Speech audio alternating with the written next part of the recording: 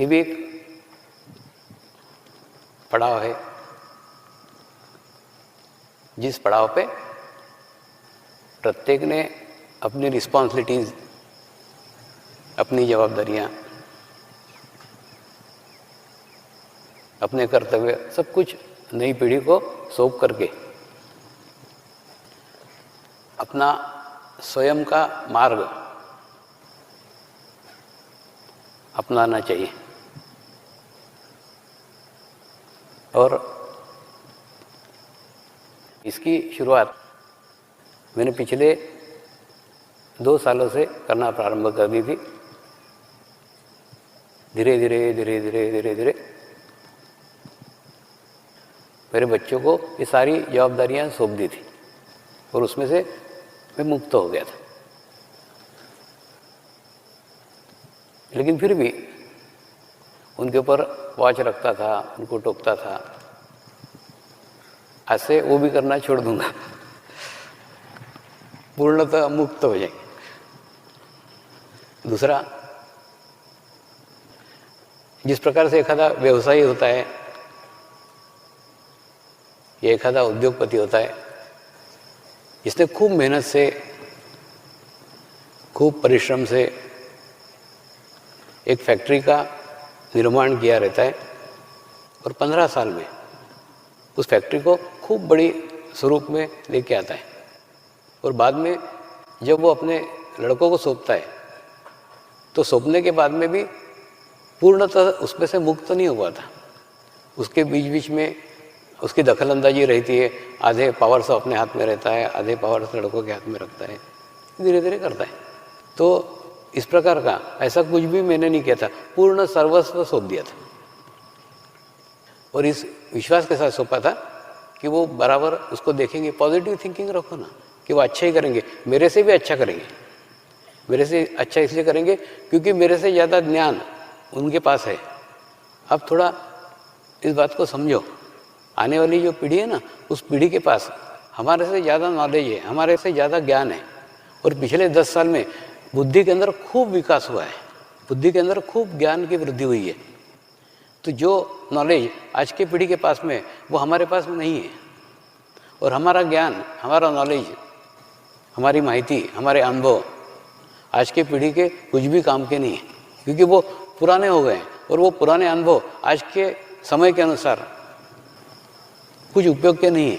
उनको उनके अनुभव लेने दो, उनको उनका कार्य करने दो, उनको कार्य का फ्री हैंड दो, उनको कार्य करने का अवसर दो। तो ऐसा पूर्ण अवसर देने का मैंने प्रयास किया और आज से पूर्णतः दे रहा हूँ। इसलिए देखो ना, इस बार मैं हर दफ़े कार्यक्रम के पहले व्यवस्था देखने के लिए आता हूँ, अरेंजमेंट देखने के लिए आता हूँ। किचन की व्यवस्था कैसी है, सोने की व्यवस्था कैसी है, रहने की व्यवस्था कैसी है, टॉयलेट बाथरूम की व्यवस्था कैसी है, सब देखता था। इस बार कुछ भी नहीं आया। मैंने सचमुच मेरी मानसिक तैयारी कर ली थी कि वो अच्छा ही करेंगे और अच्छा ही देखेंगे। दूसरा, बुद्धि का विकास इतना तेज हो रहा है, इतना विकसित हो रहा है कि अपराधी, 20 साल का अपराधी इस बैंक अकाउंट से उस बैंक अकाउंट में ट्रांसफर करके पैसे चुरा लेता है। तो बुद्धि का विकास खूब तीव्रता से बढ़ रहा है, पिछले 10 साल में, 15 साल में खूब हुआ है।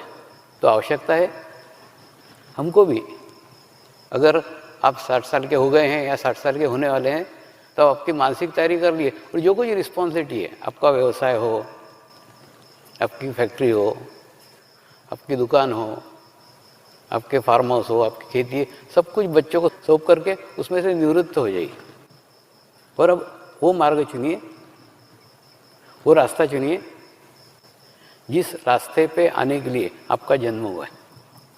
प्रत्येक मनुष्य का जन्म सिद्ध अधिकार है। जैसे लोकमान्य तिलक ने बोला है ना, स्वराज्य मेरा जन्म सिद्ध अधिकार है, वैसे प्रत्येक मनुष्य का, जिसने भी जन्म लिया है, प्रत्येक का मोक्ष पाना जन्म सिद्ध अधिकार है। सिर्फ हम उस अधिकार को प्राप्त कितने जन्मों में कर पाते हैं उसके ऊपर सब कुछ निर्भर है।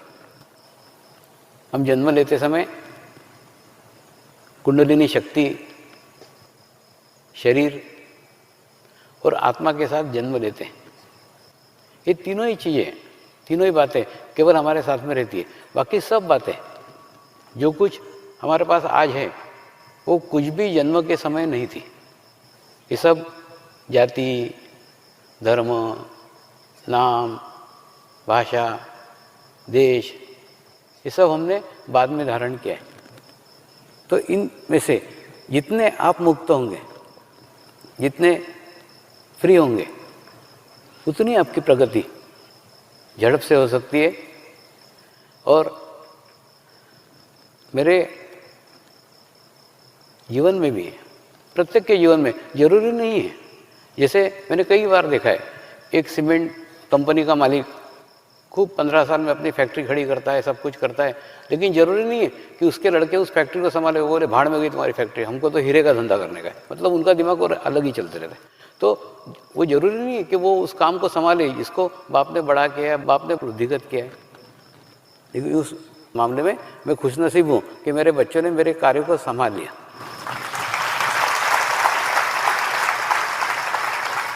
नहीं हो सकता है ना, दुनिया में दुनिया भर के धंधे दिख रहे हैं और उनके पास एजुकेशन है, उनके पास शिक्षा है, उनके पास में ज्ञान है, मेरे से ज़्यादा बुद्धि है, हो सकता है और कोई धंधा अपनाते, कोई रास्ते चले जाते। क्या होता है, जरूरी नहीं है कि वो वही मार्ग अपनाए जो उस मार्ग को हमने विकसित किया है, हमने चुना है, हमने बढ़ाया है। तो वो एक अच्छी बात हुई है। दूसरा, आध्यात्मिक यात्रा की बात करें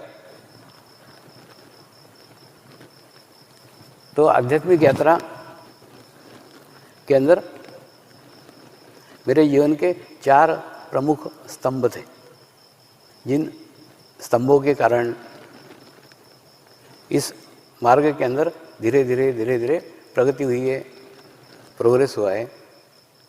लेकिन इसके अंदर सबसे महत्वपूर्ण है आत्मा।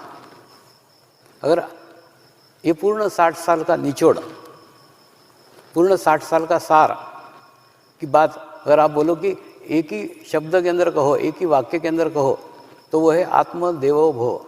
आप आपके आत्मा को ही भगवान मान लो, आप आपके आत्मा को ही देव मान लो।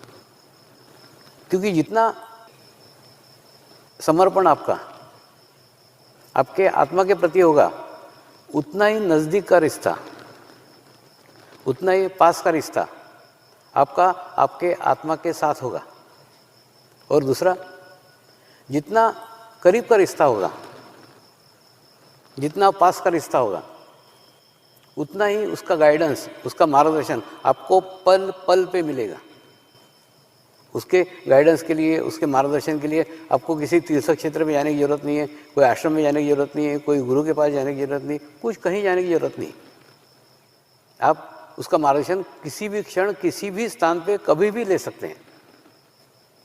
तो सबसे अच्छा है अपने आत्मा को भगवान मानो, आत्मा को देव मानो, आत्मा को गुरु मानो। तो आत्म देवो भव, ये एक ही वाक्य में सब कुछ, पूरे जीवन का सार उसके अंदर आ जाता है। लेकिन प्रश्न ये आता है कि माने तो कैसे माने। देखो, ये ना एकदम एक क्षण में, एक दिन में होने वाली प्रक्रिया नहीं है। और दूसरा, इसके अंदर आपके मानने के ऊपर सब कुछ है। जैसे बोलते हैं ना, मानो तो भगवान है, नहीं तो पत्थर है। तो अगर आप मानते हैं तो उसके अंदर भगवान है, अगर आप नहीं मानते तो पत्थर तो है ही। ठीक उसी प्रकार से आप अपने आप को क्या मानते हो, उसके ऊपर ही आपकी सारी यात्रा, सारी प्रगति, सारी प्रोग्रेस निर्भर है। अगर आप अपने आप को शरीर मानते हो तो शरीर के दोषों से लिप्त रहोगे, और ये कभी भी समाप्त न होने वाली यात्रा है। जीवन समाप्त हो जाएगा, कभी भी शरीर के दोष समाप्त नहीं होंगे। लेकिन अगर आप अपने आप को आत्मा मानते हैं तो वास्तव में आपके शरीर का भाव धीरे धीरे कम होना प्रारंभ हो जाता है। कई बार साधक बोलते हैं कि हमारे में आत्मीयता कैसी बढ़ेगी, आत्मीयता बढ़ाने के लिए क्या करना चाहिए। एक ही मार्ग है, आप अपने आप को आत्मा मानो। जैसे आप आत्मा मानोगे तो ऑटोमेटिकली बाकी आत्माओं के साथ आपका आत्मीय संबंध निर्माण हो जाएगा, आत्मीय स्थिति निर्माण हो जाएगी। लेकिन जब तक आप अपने आप को शरीर मानते हो तब तक ये संभव ही नहीं है। और शरीर भाव कम करने के लिए मैं आपको कोई ऐसा रास्ता नहीं बता रहा हूँ, कोई ऐसा मार्ग नहीं बता रहा हूँ कि आप शरीर के साथ छल करो खूब उपवास करो, खूब तकलीफ़ें झेलो, खूब परेशानी करो शरीर को, ऐसा कुछ नहीं है। ये भी लोग अपनाते हैं, खूब खूब उपवास करते हैं, खूब उपवास कर करके शरीर को कमज़ोर करने की कोशिश करते हैं। वास्तव में ये सब कुछ जो बताया गया है ना, वो बताया गया है कि आपका चित्त, आपका ध्यान आत्मा की ओर जाए। आप शरीर को कम महत्व दो, शरीर भाव को कम करो, लेकिन शरीर भाव को कम करने के लिए चित्त की आवश्यकता है, शरीर से नहीं। जो कुछ होगा ना, शरीर भाव कम करना है तो शरीर को ही कम करने जा रहे हैं, ऐसा नहीं कि आपने उपवास करना चालू कर दिया, शरीर को तकलीफें देना चालू किया, शरीर को परेशान करना चालू किया। नहीं, मैं शरीर का बिल्कुल ध्यान नहीं रखती या ध्यान नहीं रखता, इससे शरीर भाव कम नहीं होगा। शरीर भाव कम करने के लिए आवश्यक है आप आत्मा का भाव बढ़ाओ। जैसे मैंने बताया ना कल, एक मुनि महाराज मेरे को बोल रहे थे, स्वामी जी मैं इतने उपवास करना चाहता हूँ, इतने उपवास करना चाहता हूँ कि मेरा ध्यान लग जाए, ऐसा करूँ क्या? मैंने उनको बोला, नहीं, तुम इतना ध्यान करो, इतना ध्यान करो, इतना ध्यान करो कि आपके उपवास घटित हो जाए। उसकी उल्टी प्रक्रिया है, सीधे तरीके से नहीं, उल्टे तरीके से आओ तो बराबर वो सेट होता है। तो ध्यान एक ऐसी माध्यम है जिस माध्यम से आप उस आत्मा को अनुभव कर सकते हो। और दूसरा, आपको जो कुछ मिला है वो खूब आसानी से मिला है, सहजता से मिला है, सरलता से मिला है, इसीलिए आपको उसकी कद्र नहीं है, आपको उसका एहसास नहीं है कि आपको क्या मिला है। यानी आपके जेब में एक अच्छा डायमंड रखा हुआ है, लेकिन चोर को मालूम है कि आपके जेब में हीरा है, आपको नहीं मालूम कि आपके जेब में हीरा है। ठीक उसी प्रकार से ये आत्म साक्षात्कार बहुमूल्य है। आध्यात्मिक क्षेत्र में इससे बड़ी घटना कुछ ना है, ना होगी, ना हो सकती। और वो प्राप्त होने के बावजूद भी अगर आप प्रगति न करो, आप प्रोग्रेस न करो, तो क्या कहा जा सकता है? हिमालय में कई स्थानों पे कई ऋषि मुनि, कई हठयोगी सालों तपस्या करते रहते हैं, सालों तप करते रहते हैं, सालों साधना करते रहते हैं। क्यों करते रहते हैं? कि उनके अंदर आत्म साक्षात्कार प्राप्त हो, आत्मा की जागृति प्राप्त हो। आत्मा की जागृति होगी तभी तो आत्मा का एहसास होगा, आत्मा का एहसास होगा तो आत्मा से निकटता बनेगी। ये प्रक्रिया खूब बड़ी है, लेकिन आपको ये खूब आसानी से मिल गई है, सरलता से मिल गई है। कल जैसे वो नाटिका दिखाई गई थी संत ज्ञानेश्वर की, तो संत ज्ञानेश्वर जी ने ज्ञानेश्वरी के 6ठे अध्याय में कुंडलिनी शक्ति पे, आत्म साक्षात्कार पे खूब डिटेल में लिखा है, खूब विस्तृत लिखा है। और विस्तृत लिखने के बाद में भी उनको लगा कि ये लिखना काफ़ी नहीं है। ये लिखने के बाद भी अगर किसी को अनुभूति नहीं हुई, किसी को आत्म साक्षात्कार नहीं कराया, तो वो सोचेगा लिखे खूब सारे फायदे, लेकिन सचमुच होते कि नहीं होते क्या मालूम, किसी को अनुभव तो उसका है ही नहीं। तो उन्होंने अपने गुरु से पूछा कि क्या मैं आत्म साक्षात्कार कराऊँ, क्या मैं अनुभूति कराऊँ? तो उन्होंने उत्तर दिया, ये उसका समय नहीं है और उसके लिए तुम अधिकृत नहीं हो। तुम लिखने के लिए अधिकृत हो, प्रचार के लिए अधिकृत हो, बताने के लिए अधिकृत हो, लेकिन कराने के लिए नहीं हो। ये एक समय आएगा जिस समय में ये कार्य सामूहिकता के साथ होगा, कलेक्टिविटी के साथ होगा, लेकिन उस समय का इंतजार करो, वो ये समय नहीं है। और आज हम उसी समय में जी रहे हैं, कितने भाग्यवान हैं।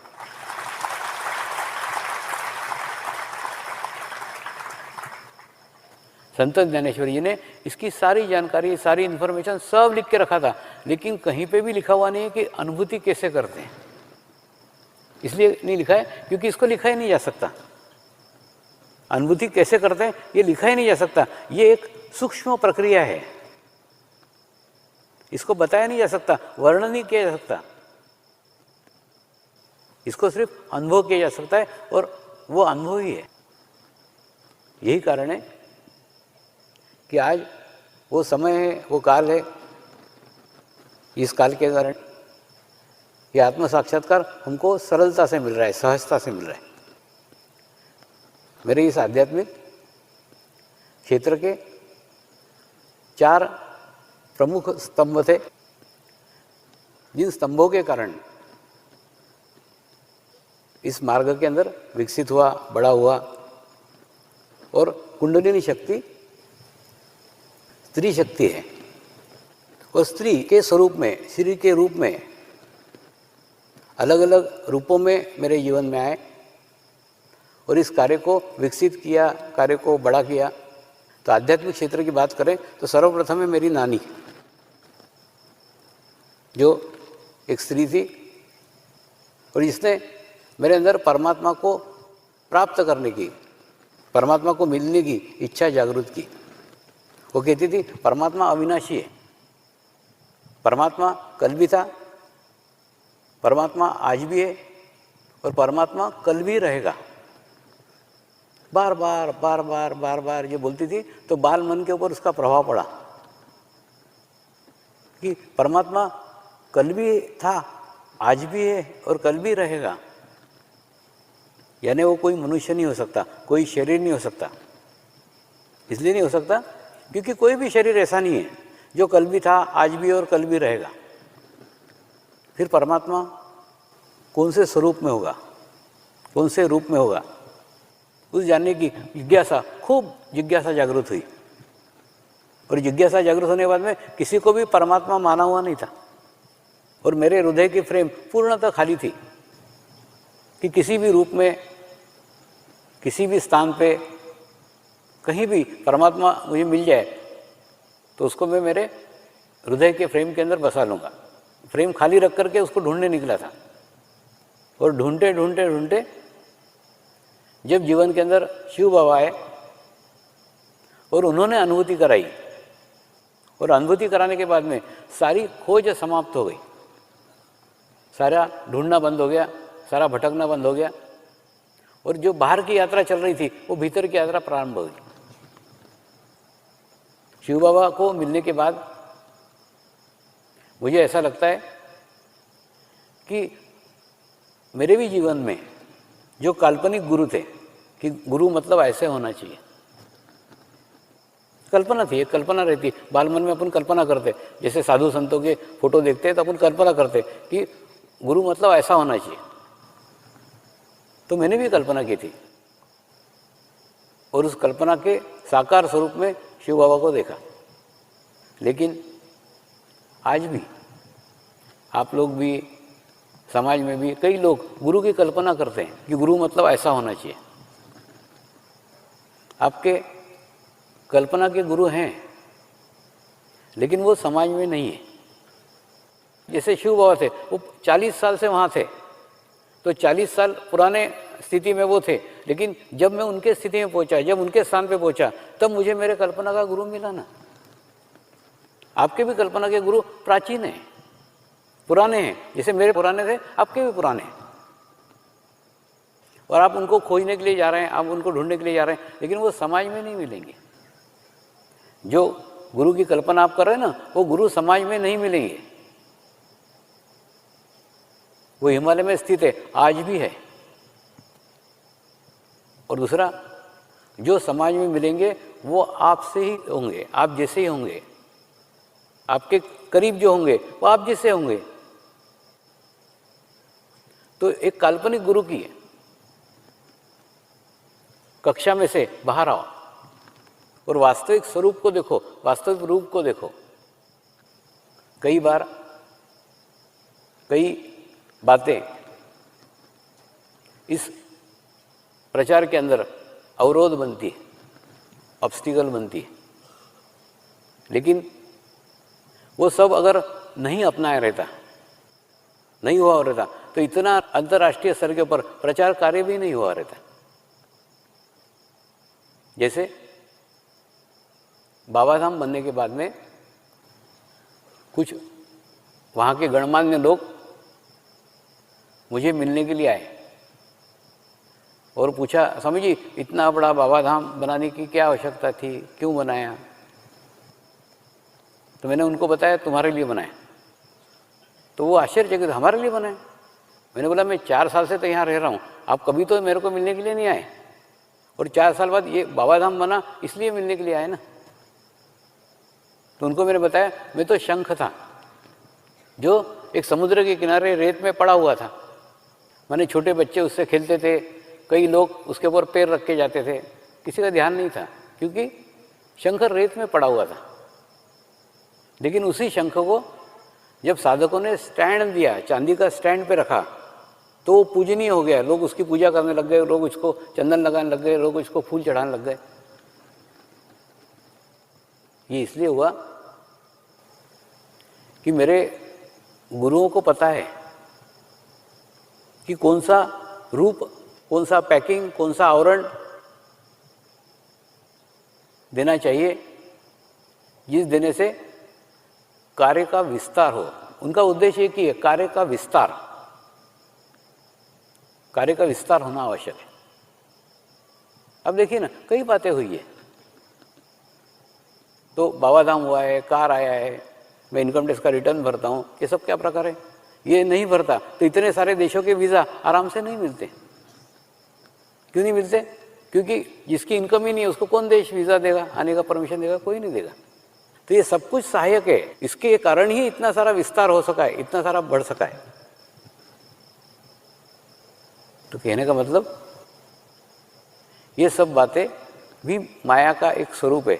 आप इन सब बातों की तरफ ध्यान मत दो, आप ध्यान दो चैतन्य की तरफ, वाइब्रेशंस की तरफ। क्योंकि मैं आपके करीब का हूँ, आपके पास का हूँ, तो आप जैसे आवरण मुझे भी ओढ़ना पड़ेगा, आप जैसे ही मुझे भी बात करना पड़ेगी, मुझे भी रहना पड़ेगा। जब आपसा रहूँगा, आपके पास रहूँगा, तभी ये कार्य का विस्तार हो सकेगा, कार्य वृद्धिगत हो सकेगा। मेरे नानी ने मेरे अंदर परमात्मा की इच्छा जागृत की और उस इच्छा को दिशा दी। मेरी माँ ने,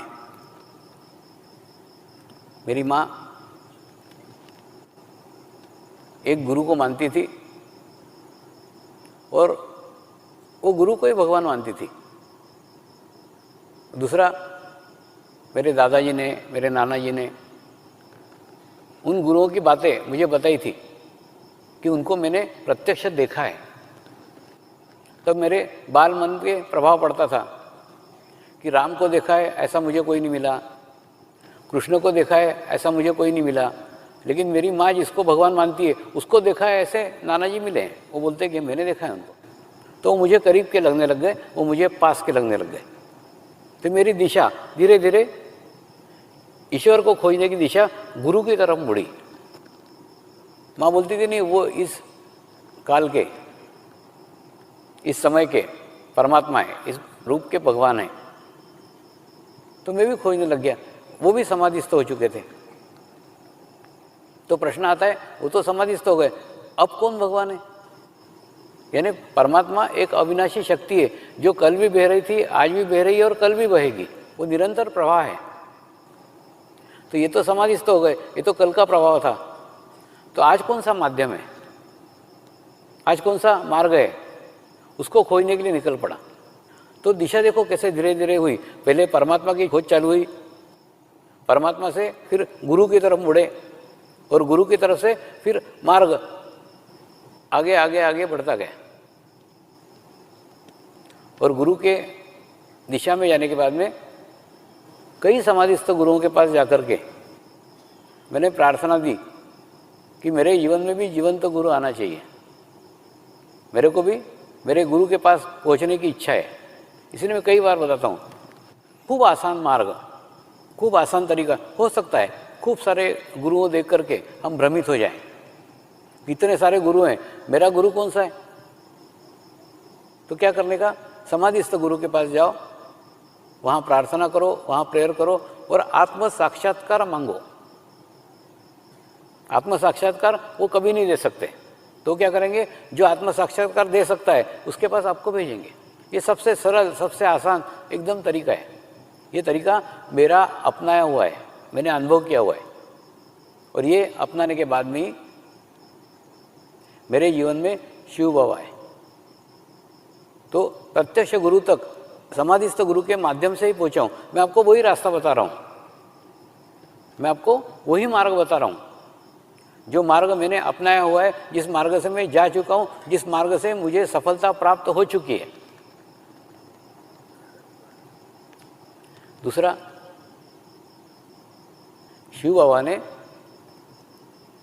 अच्छा बीज देने के बाद भी जब तक उस बीज को वृक्ष में तब्दील नहीं होते, बहुत बड़ी समयावधि है, काफ़ी समय लगता है एक छोटे से बीज को एक वृक्ष में वृद्धिगत करने में, एक वृक्ष का निर्माण करने में खूब साल लगते हैं, 15 साल 20 साल लगते हैं। तो ऐसे 15 साल 20 साल तक उस बीज को लुक आफ्टर करना, उस बीज को वृद्धिगत करना, बीज को खाद देना, बीज को पानी देना, ये काम गुरु माँ ने किया है। और वो किया इसीलिए ये बीज वृक्ष बन सका। आपको आपके भाग्य से खूब अच्छे किस्म का भले ही बीज प्राप्त हुआ हो, लेकिन जब तक अच्छे किस्म का माली प्राप्त नहीं होता, बीज बीज ही रहता है, वृक्ष कभी बन नहीं सकता। तो ये आध्यात्मिक क्षेत्र में ये स्तंभ, ये पड़ाव मेरे जीवन में आए, और इस जीवन में आने के बाद भी सार्वजनिक जीवन में भी जाने के लिए गुरु माँ ने ही प्रेरित किया। और उसने कहा इसका लाभ अधिक से अधिक स्त्रियों को प्राप्त हो, बस यही मेरी इच्छा है।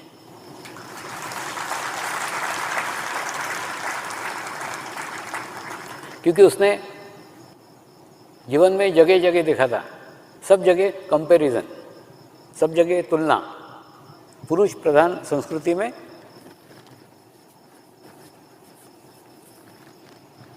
स्त्रियों को महत्व नहीं है, स्त्रियों को दुय्यम दर्जा दिया गया है। तो उसकी इच्छा थी कि आप आपके कार्य का विस्तार स्त्रियों में अधिक करो, कि जो उनको दुय्यम दर्जा दिया गया है उसको समानता का दर्जा प्राप्त हो। होता है ना, कई बार कई जगह मैं जब जाता हूँ ना, तो सामान्यतः स्त्रियों के मन में एक जिज्ञासा रहती है, एक कुतूहल रहता है। स्वामी जी, हिमालय में इतनी जगह आप गए, कोई स्त्री मिली क्या? ये कुतूहल का विषय है। कई जैन साध्वियाँ भी पूछती है, सबको एक ही जवाब देता हूँ, हिमालय में कोई भी स्त्री नहीं है। क्यों नहीं है उसका कारण बताता हूँ। देखिए, जितने भी ऋषि मुनि गए हैं वो सब इसी समाज में से गए हैं, वो कोई आकाश से एकदम हिमालय में नहीं टपके। दूसरा, जो ऋषि मुनि गए वो भी उस पुरुष प्रधान संस्कृति में बड़े हुए हैं, और बड़े होने के बाद में वही संस्कार, जो समाज के संस्कार है ना, वही संस्कार उनके ऊपर भी है। और ये अपने समाज की, अपने देश की बात नहीं है, ये अंतर्राष्ट्रीय स्तर के ऊपर है। इसीलिए तो अंतर्राष्ट्रीय स्तर पे महिला वर्ष मनाया जाता है, अंतर्राष्ट्रीय स्तर पे भी पुरुष वर्ष मनाना चालू नहीं हुआ। हो सकता है कुछ साल बाद पुरुषों की ये गति हो जाए कि वो चालू कर दे, लेकिन अभी नहीं है। तो कहने का मतलब क्या है, वो पुरुष प्रधान संस्कृति में से गए हैं, तो माने क्या बोलते हैं ना, आध्यात्मिक प्रगति के लिए, आध्यात्मिक प्रोग्रेस के लिए स्त्रियां बाधक है, ये क्या बोलते हैं ना, माइंड सेट हो गया, दिमाग में बैठ गया कि ऐसा ही है। और वो विचार लेकर के वहाँ गए, और वहाँ जाने के बाद में उन्होंने उनके ध्यान से, उन्होंने उनके तपश्चर्या से, उन्होंने उनके तप से अपना एक आभामंडल विकसित किया, अपना एक ओरा विकसित किया, खूब बड़ा ओरा, 1-1, 2-2 किलोमीटर तक का ओरा। और दूसरा, ये इच्छा से किया कि कोई भी स्त्री इसमें प्रवेश नहीं करना चाहिए, और ऐसा करके सालों तक रहे। और ऐसा प्रत्येक ने अपने अपने कंपाउंड खींच के रखे हुए हैं, तो बेचारी स्त्री तो हिमालय में घुस ही नहीं सकती। और उसके बाद में सालों तक जब ऐसे रहे, और सालों के तपश्चर्या के बाद में जब शरीर का भाव पूर्णतः समाप्त हो गया, आप शब्दों को थोड़ा समझो, जब शरीर का भाव पूर्णतः समाप्त हो गया, तब उन्हें पता चला ये शरीर भाव से संबंधित स्त्री और पुरुष है। जब शरीर का भाव समाप्त हो जाता है फिर रह जाती है आत्मा। तो आत्म भाव में कोई ना स्त्री है ना कोई पुरुष है, आत्मा आत्मा है। लेकिन खूब देर हो चुकी थी, इतनी देर हो चुकी थी कि वो उस हवामंडल को तोड़ करके, अपने कंपाउंड को तोड़ करके, अपने ओरा को तोड़ करके बाहर ही नहीं आ सकते थे। तो जो स्थिति उन्होंने प्राप्त की, जो ज्ञान उन्होंने प्राप्त किया, जो नॉलेज उन्होंने प्राप्त किया, होता है ना आदमी का सब कुछ अच्छा कर ले, लेकिन एक आधी अगर गलती की हो तो गलती चुभती है कि मेरे जीवन में मेरे से ये गलती हुई है और उसको सुधारा नहीं जा सकता। उनको भी ऐसा लगा कि हमारे जीवन में हमारे से गलती हुई है कि हमने ये भेदभाव किया और वो गलती आज हम चाहें तो भी नहीं सुधार सकते। इसलिए नहीं सुधार सकते क्योंकि वो समाज में आने के स्थिति में ही नहीं है। समाज में तो छोड़ो, वो उनके ओरा के बाहर आने की स्थिति में ही नहीं है। सालों तक एक ही स्थान पर रह करके उस स्थान का ओरा निर्माण कर लिया, उसके बाहर वो नहीं आ सकते। तो उन्होंने क्या कहा, जो गलती हमने हमारे जीवन में करी है वो तुम तुम्हारे जीवन में मत करो। तो जो हमारी गलती हुई उस गलती का सुधार करो और स्त्रियों को बराबरी का दर्जा दो, तब कार्य का विस्तार होगा और तब कार्य का विकास करो। तो मुझे तो लगता है पूरे दुनिया में समर्पण परिवार ही एक ऐसा स्थान है, एक ऐसा संगठन है जिसमें स्त्रियों को बराबरी का दर्जा प्राप्त है।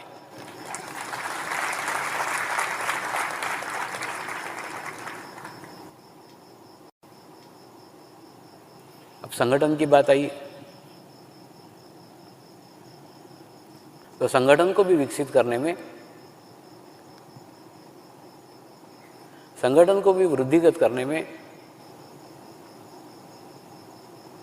स्त्रियों का बहुत बड़ा योगदान है, बहुत बड़ा योगदान है। इस योगदान की शुरुआत मैं मेरी लड़की शाश्वती जी से करना चाहता हूँ।